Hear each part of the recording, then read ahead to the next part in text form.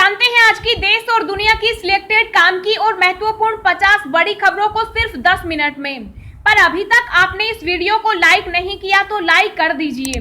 तो चलिए video start करते हैं। गोल्ड जीतने पर पीएम मोदी ने नीरज चोपड़ा को दी बधाई, बोले ये उपलब्धि देश हमेशा याद रखेगा। वैक्सीन का प्रतिदिन उत्पाद 2,05,000 से बढ़कर हुआ 40 लाख डोज। बच्चों के टीके का ट्रायल भी जारी, केंद्र सरकार। कोरोना टीकाकरण में भारत ने बनाया रिकॉर्ड, अब तक लगा दी टीके की 50 करोड़ डोज। खतरे की घंटी, इंग्लैंड में सैकड़ों वैक्सीनेटेड लोग डेल्टा वेरिएंट का बने शिकार, संक्रमित होकर अस्पताल में हुए भर्ती। पीएम मोदी ने PMGKY मध्य प्रदेश के लाभार्थियों से की चर्चा, बोले कोरोना संकट में केंद्र सरकार ने 80 करोड़ गरीबों तक राशन पहुंचाया। भारत, चीन समेत 4 देश के वैज्ञानिक मिलकर करेंगे जीनोम सीक्वेंसिंग, वायरस के प्रसार और म्यूटेशन का लगेगा पता। राजस्थान, जयपुर में धमाके के साथ ईयरफोन फटा, युवक की मौत। अमित शाह ने किया 5,000 करोड़ से अधिक मूल्य के विकास कार्यों का लोकार्पण, रूपाणी बोले विक्रमादित्य जैसा है मोदी का सिंहासन। बरकरार है कोरोना का खतरा, 24 घंटों के भीतर 617 लोगों की मौत और 38,628 नए मामले। वैक्सीन नहीं लगवाने वाले लोगों के कोरोना वायरस से दोबारा संक्रमित होने की संभावना दोगुनी। कोविड-19 के खिलाफ जंग में एक और कदम, जॉनसन के सिंगल डोज वैक्सीन को मिली आपात इस्तेमाल की मंजूरी। WHO की चेतावनी, अगले 6 महीनों तक ज्यादा सावधान रहे, डेल्टा से ज्यादा घातक वेरिएंट का खतरा संभव। ब्राजील में कोरोना विस्फोट, एक दिन में 1,000 से ज्यादा लोगों की मौत। वैक्सीन की दोनों डोज ले चुके लोगों में कोविड संक्रमण का खतरा 3 गुना कम, स्टडी में दावा। पत्नी के शरीर को अपनी संपत्ति समझना वैवाहिक बलात्कार है और तलाक लेने का ठोस आधार, केरल हाईकोर्ट। बालिका शिक्षा को बढ़ावा देने की मुहिम में गहलोत सरकार स्कूटी योजना का किया शुभारंभ। राज कुंद्रा की याचिका हाईकोर्ट ने की खारिज, गिरफ्तारी को गैर कानूनी बताकर किया था चैलेंज। बड़ी राहत, बच्चों में कोरोना के गंभीर संक्रमण का खतरा कम, जानेंगे लेसेंट अध्ययन की खास बातें। मॉनसून में फिर से रुलाने को तैयार है प्याज, हर दिन बढ़ रही कीमत। राजस्थान के कुछ हिस्सों में बाढ़ जैसी स्थिति, मध्य प्रदेश में भारी बारिश का पूर्वानुमान। 7 अगस्त को मंडल दिवस के तौर पर मना रही है RJD, जातीय जनगणना की मांग को लेकर सड़क पर उतरे कार्यकर्ता।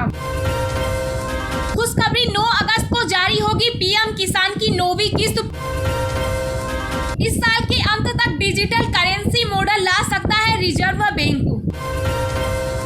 मायावती का बड़ा ऐलान, अन्य पिछड़ा वर्ग समाज की अलग से जनगणना मुद्दे पर मोदी सरकार को देगी पूरा समर्थन। मोल्डो वार्ता से निकली सुलह की रात, गोगरा हाइट से पीछे हटी भारत और चीन की सेना।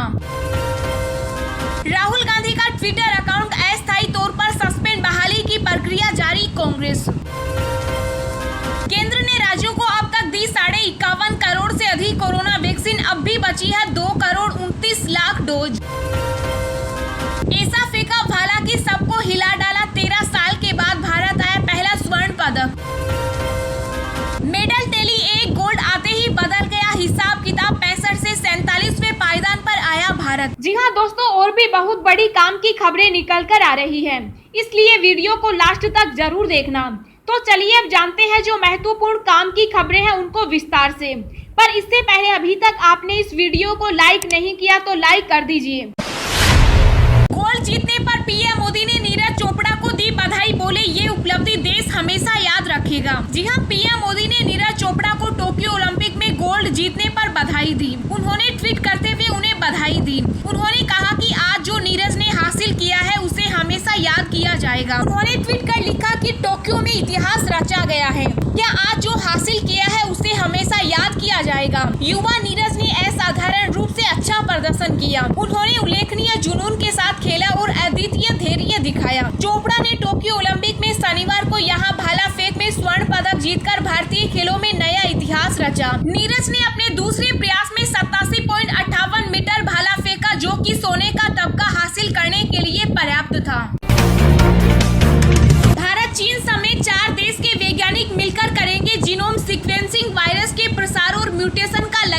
था। जी हाँ, भारतीय वैज्ञानिक अब चीन, रूस और ब्राजील के वैज्ञानिकों के साथ मिलकर कोरोना वायरस की जीनोम सीक्वेंसिंग करेंगे और साथ ही इस महामारी के गणितीय मॉडलिंग पर भी स्टडी करेंगे। विज्ञान और प्रौद्योगिकी मंत्रालय ने बताया कि इससे वायरस के जेनेटिक म्यूटेशन और पुनर्संयोजन के साथ साथ इसके फैलने की स्थिति के बारे में अनुमान भी लगाया जा सकेगा। जीनोम सीक्वेंसिंग के जरिए वायरस के नए वेरिएंट, महामारी के साथ उनके संबंधों और वायरस के प्रसार का पता लगाया जाता है। मंत्रालय ने कहा कि वायरस के प्रसार का आकलन करने के लिए गणितीय मॉडल की जरूरत पड़ती है। इसको ध्यान में रखते हुए अलग अलग बैकग्राउंड के वैज्ञानिकों और इंजीनियरों की विशेषज्ञता को एक साथ करते हुए रिसर्च प्लान बनाया गया। इस रिसर्च के तहत भारत और ब्राजील के वैज्ञानिक दूषित जल आधारित महामारी विज्ञान निगरानी के लिए मेटाजेनोम विश्लेषण के जरिए पर्यावरणीय सैंपल में कोरोना वायरस के वितरण का आकलन करेंगे।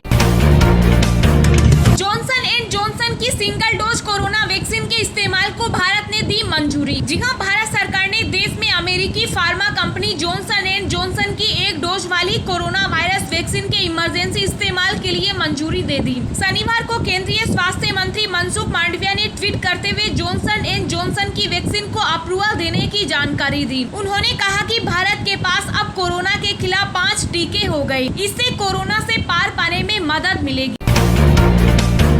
वैक्सीन का प्रतिदिन उत्पाद 2,05,000 से बढ़कर हुआ 40 लाख डोज। बच्चों के टीके का ट्रायल भी जारी, केंद्र सरकार। जी हां, देश में कोरोना वैक्सीनेशन की रफ्तार तेजी से बढ़ाई जा रही है। तीसरी लहर की संभावनाओं को देखते हुए ज्यादा से ज्यादा लोगों का जल्द वैक्सीनेशन समय की जरूरत बन गया है। कोरोना के खिलाफ लड़ाई में वैक्सीन ही एकमात्र विश्वसनीय हथियार है। भारत सरकार लगातार वैक्सीन के तेजी से प्रोडक्शन पर जोर दे रही है। इसी कड़ी में केंद्र सरकार ने जानकारी देते हुए बताया कि देश में कोरोना वैक्सीन का प्रतिदिन उत्पादन 2,05,000 डोज से बढ़ाकर अब 40 लाख डोज प्रतिदिन कर दिया गया। उन्होंने आगे बताया कि बच्चों की कोविड वैक्सीन के लिए ट्रायल जारी है। पवार ने बताया, शुरुआत में लगभग 2,05,000 वैक्सीन डोज का प्रतिदिन उत्पादन किया जाता था, लेकिन आज यह बढ़कर लगभग 40 लाख डोज प्रतिदिन हो गया। मुझे लगता है कि वैक्सीन की उत्पादन क्षमता में हुई इस वृद्धि के बाद हम लोग और भी बेहतर तरीके से वैक्सीनेशन करने में सक्षम होंगे।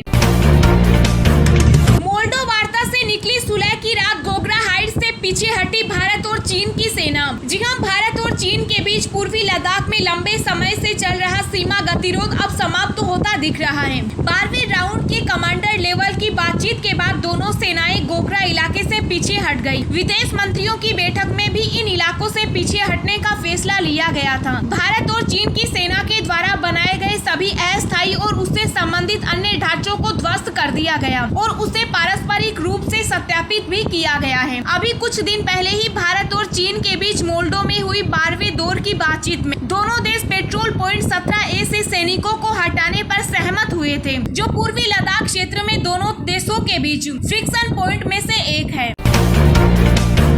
राजस्थान के जयपुर में धमाके के साथ ईयरफोन फटा, युवक की मौत। जी हां, राजस्थान में जयपुर जिले के उदयपुरिया गांव में कानों में ब्लूटूथ ईयरफोन फटने से एक युवक की मौत हो गई। हादसा दोपहर 2 बजे हुआ। जयपुर सीकर हाईवे पर स्थित गांव में 28 वर्षीय राकेश नागर कानों में ब्लूटूथ ईयरफोन डिवाइस लगाकर किसी से बात कर रहा था। अचानक ब्लूटूथ डिवाइस कानों में फट गया। इस कारण नागर के कान से खून बहने लगा। तेज धमाके की आवाज सुनकर परिजन नागर के पास पहुंचे। तब तक उसकी मौत हो चुकी थी। घटना के बाद परिजन नागर को पास के ही विनायक अस्पताल लेकर गई, जहां चिकित्सकों ने उसे मृत घोषित कर दिया। अस्पताल के चिकित्सक डॉक्टर LN रुंधर ने बताया कि अचानक ब्लूटूथ के कानों में फटने से नागर को अटैक आया और उसने दम तोड़ दिया। बरकरार है कोरोना का खतरा। 24 घंटे के भीतर 617 लोगों की मौत और 38,628 नए मामले। जी हां, दैनिक मामलों में हल्की गिरावट के बावजूद कोरोना वायरस का खतरा अभी भी बरकरार है और बीते एक दिन में संक्रमण के कारण देश में 600 से ज्यादा लोगों की मौत हुई। स्वास्थ्य एवं परिवार कल्याण मंत्रालय ने आंकड़े जारी करते हुए बताया कि पिछले 24 घंटों के भीतर देश में कोरोना वायरस के 38,628 नए केस मिले, जबकि 617 लोगों की मौत हुई। हालांकि एक राहत की बात यह भी है कि पिछले कई दिनों से दैनिक मामलों के मुकाबले घट रहे हैं, मरीजों की रिकवरी बढ़ रही है और बीते एक दिन में 40,017 मरीज ठीक भी हुए। वहीं देश में इस समय कोरोना वायरस के 4,12,153 एक्टिव केस हैं। इसके अलावा कोरोना संक्रमण की वजह से देश के अलग अलग राज्यों में अभी तक 4,27,000 23,371 मरीजों की जान गई। स्वास्थ्य मंत्रालय ने बताया कि देश में जारी टीकाकरण अभियान के तहत अब तक कोरोना वायरस वैक्सीन की कुल 50 करोड़ 10 लाख डोज दी गई, जिनमें से 49,55,138 टीके बीते 24 घंटों के अंदर लगे हैं। बड़ी राहत, बच्चों में कोरोना के गंभीर संक्रमण का खतरा कम, जानिए लेसेंट अध्ययन की खास बातें विस्तार से। जी हां, दुनिया के कई देशों में कोरोना संक्रमण के दोबारा से बढ़ते मामलों और तीसरी लहर को लेकर आशंका लोगों के लिए चिंता का विषय बनी हुई है। कई अध्ययनों में दावा किया जा रहा है कि कोरोना की तीसरी लहर बच्चों के लिए ज्यादा खतरनाक हो सकती है। इसका मुख्य कारण उन्हें अब तक वैक्सीन न मिल पाना है। इन सभी डर और आशंकाओं के बीच एक अध्ययन में बच्चों को लेकर राहत भरे दावे किए गए हैं। अध्ययन के अनुसार बच्चों पर कोरोना संक्रमण का ज्यादा असर नहीं हो रहा। वैज्ञानिकों का कहना है कि यदि बच्चे संक्रमित भी हो जाते हैं तो ज्यादातर में 6 दिनों के भीतर भी लक्षण कम हो जाते हैं। कोरोना की संभावित तीसरी लहर में बच्चों के स्वास्थ्य को लेकर परेशान माता पिता के लिए यह अध्ययन काफी सुकून देने वाला है। अध्ययन के निष्कर्ष में वैज्ञानिकों का कहना है कि सुरक्षात्मक उपायों को प्रयोग में लाकर बच्चों को कोरोना से सुरक्षित किया जा सकता है। वहीं जो बच्चे संक्रमण की चपेट में आ भी रहे हैं, उनको लेकर ज्यादा चिंता करने की आवश्यकता नहीं है। ऐसे मामले बेहद कम देखे गए हैं जिनमें बच्चों में संक्रमण 4 सप्ताह के बाद भी बना रहता है। दिन भर की ताजा खबरें सोशल मीडिया पर पाने के लिए आप हमें फेसबुक, ट्विटर, टेलीग्राम पर ज्वाइन करें। लिंक नीचे डिस्क्रिप्शन में दी गई है। इसके साथ ही खबरें सबसे पहले पाने के लिए चैनल को सब्सक्राइब करें और बेल आइकन को प्रेस करके ऑल को सेलेक्ट करें।